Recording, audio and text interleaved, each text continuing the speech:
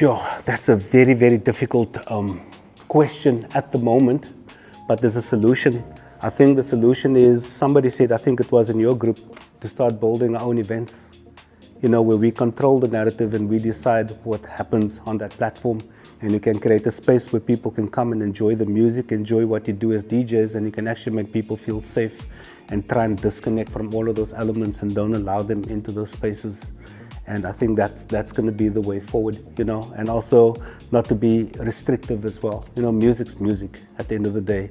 There's a rhythm, there's a tempo, there's a beat, there's instruments. We're living in a world that's full of vibration and rhythm.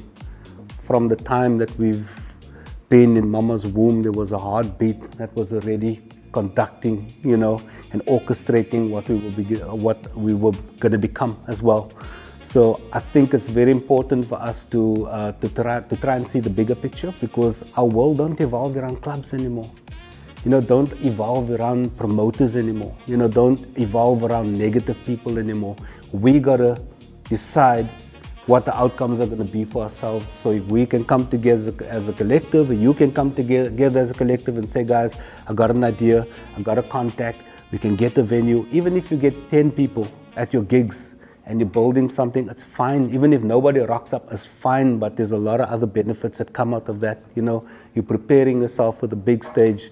And this is the conversation that I'm always having with a lot of people. A lot of artists also come to me, and I know how difficult it is. It's challenging out there. It's not easy, and this is not an easy country and an easy town to make it in.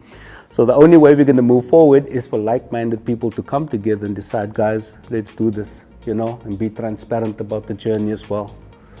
So yeah, I hope that helps. Yeah, there's Bridges for Music, and there's another phenomenal one that happens. It's called Music Exchange.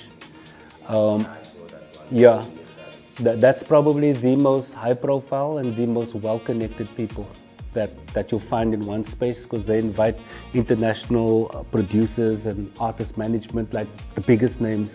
They've done music for the biggest artists on the planet. And that's a really awesome platform to be in as well, and a space to be in.